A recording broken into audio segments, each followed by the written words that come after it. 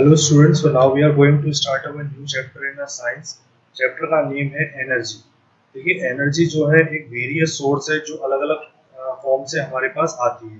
ठीक है, जैसे इलेक्ट्रिसिटी हमारी सन से, विंड से, वाटर से, अलग अलग सोर्सेज है हमारी जो एनर्जी जो भी प्रोड्यूस करते हैं हमारे।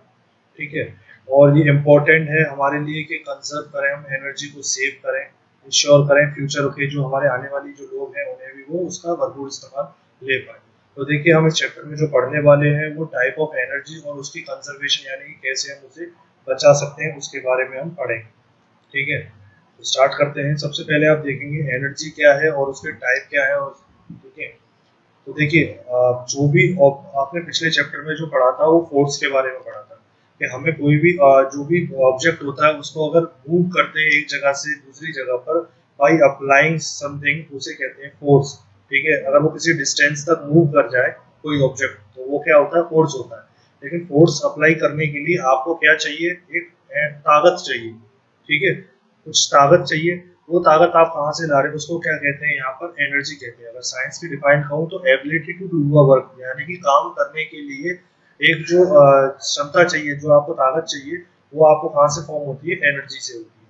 तो देखिए ये जो आप पिक्चर देख रहे हो उसमें एक लड़का एक टेबल को खिसका रहा है, तो ये क्या है, एक मस्कुलर एनर्जी है, यानी कि ताकत से लगा एनर्जी प्रोड्यूस की जा रही है और उसके द्वारा जो टेबल है वो मूव हो रही है। अब देखते हैं type of energy. Type of energy दो तरीके की, पोटेंशियल एनर्जी और काइनेटिक एनर्जी। पोटेंशियल एनर्जी की बात करूं तो एनर्जी जो अपने अंदर क्षमता रखती है एनर्जी प्रोड्यूस करने की।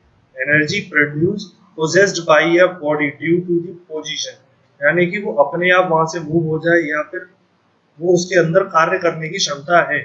तो क्या होता है, देखिए आप पहली इमेज में देखोगे तो वो पोटेंशियल इमेज है, यानी कि बॉल यहाँ पर खड़ी हुई है। बॉल को क्या चाहिए, बस एक किक चाहिए या एक छोटा सा पुश चाहिए, तो उसको हम क्या कहते हैं, काइनेटिक एनर्जी कहते हैं। यानी काइनेटिक एनर्जी क्या है, आप मोशन में कोई चीज आ जाए, यानी कि कोई चीज एक जगह से दूसरी जगह हिल जाए, तो उसको कहते हैं काइनेटिक एनर्जी।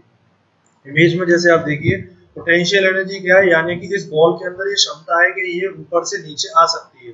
लेकिन काइनेटिक एनर्जी क्या है कि हम जब तक उसे धक्का नहीं देंगे वो नीचे नहीं आएगी। ठीक है, तो आप इस तरीके से, इससे आपको क्या पता चलता है कि हम लोग जो एनर्जी है वो चेंज हो सकती है। यानी कि पोटेंशियल एनर्जी जो है काइनेटिक एनर्जी में चेंज हो रही है, तो इसका मतलब ये है कि एनर्जी जो है वो ट्रांसफर होती है। उसके बारे में हम पढ़ेंगे डिटेल में कैरेक्टरिस्टिक ऑफ एनर्जी के अंदर। देखिए जो आपने ऊपर इमेज को देखा तो इमेज जो थी वो पोटेंशियल एनर्जी में थी।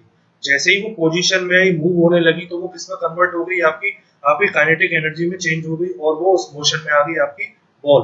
तो इससे ये पता चलता है कि हमारी जो एनर्जी है वो एक फॉर्म से दूसरे फॉर्म में कन्वर्ट होती है। ठीक है, अब आप बात करते हैं जो ट्रांसफर होती है, जो एक बॉडी से दूसरी बॉडी में जो एनर्जी ट्रांसफर होती है उसको हम कहते हैं कोलिजन। देखिए कोलिजन क्या होता है, एक एग्जांपल के तौर पे समझाता हूँ। आप जब कैरम खेलते हो तो आप अपने उंगलियों से एक फोर्स जनरेट करते हो, एक ताकत देते हो किसको, एक स्ट्राइकर में। ठीक है, वो स्ट्राइकर क्या करता है, जो आपकी जो वहां पर और छोटी जो गोटियां होती हैं, कॉइन्स होते हैं, उनसे वो टकराता है। स्ट्राइकर वहीं रुक जाता है और उसके बाद वो जो बाकी के कॉइन होते हैं वो शफल होना स्टार्ट होने लग जाते हैं, वो इधर उधर होना स्टार्ट। तो इसका मतलब क्या है कि जो एनर्जी है वो ट्रांसफर भी होती है। एग्जाम्पल समझ में आया आपको। अभी आते हैं सोर्स ऑफ एनर्जी, यानी कि एनर्जी आपको किस किस माध्यम से मिल सकती है। तो देखिए आपका होता है सोलर एनर्जी है, हीट एनर्जी है, लाइट एनर्जी है, mechanical energy, wind, chemical, electrical energy, sound energy. इस तरीके की अभी एनर्जी फॉर्म होती है। ये अलग अलग सोर्स से आपको एनर्जी मिलती है जो अर्थ पर है। जैसे सन से, विंड से, वाटर से आपको क्या मिल रहा है, ये क्या है, सोर्स ऑफ एनर्जी है। सबसे पहले पढ़ते हैं सन के बारे में। तो सन देखिए क्या है, हमें हीट देता है और लाइट देता है। ठीक है, तो हीट और वो चीज क्या है, दूसरी चीज क्या है, लाइट देता है। तो energy that we form from the sun is known as solar energy. तो जो भी एनर्जी हमें सन से मिल रही है उसको क्या कहते हैं, सोलर एनर्जी कहते हैं। अब देखिए प्लांट होता है वो उस एनर्जी का किस लिए इस्तेमाल करता है, अपने फूड को प्रिपेयर करने के लिए। ठीक है, अब उसको हम क्या कहते हैं, केमिकल एनर्जी कहते हैं।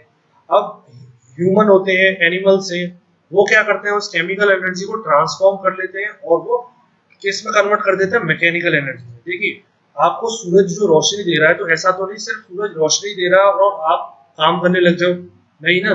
सूरज आपको सोलर एनर्जी दे रहा है, वो एनर्जी किस में कन्वर्ट हो रही है, प्लांट्स में कन्वर्ट हो रही है खाना बनाने में, ठीक है, केमिकल एनर्जी। अब वो केमिकल एनर्जी को आप कंज्यूम यानी कि उस प्लांट के फलों को और या फ्रूट्स को आप खाते हो और उसके द्वारा क्या करते हो, आप चलने लग जाते हो, यानी कि वो मैकेनिकल एनर्जी में आपकी कन्वर्ट हो गई, ठीक है। और उसके बाद आप मैकेनिकल एनर्जी यानी कि आप क्या करने लग जाओगे, आप इलेक्ट्रिसिटी रन करने लग जाओ, कुकर चलाने लग जाओगे या अप्लायंसेस यूज करने लग जाओगे या किसी ट्रेन को चलाने लग जाओगे, तो आप उससे एक्टिविटी भी करने स्टार्ट कर देते हो। तो हो गया सन की एनर्जी, आपको समझ में आई सन से हमें क्या क्या मिलती है। उसके बाद आता है हमारा विंड।